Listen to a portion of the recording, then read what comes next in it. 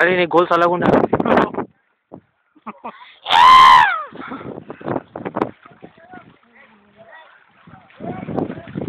ప్లాసి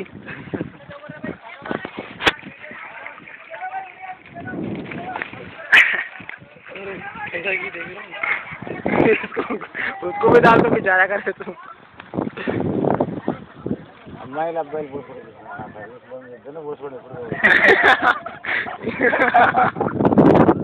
ఏం చేయాలి అత ఎవరు రాలే కదా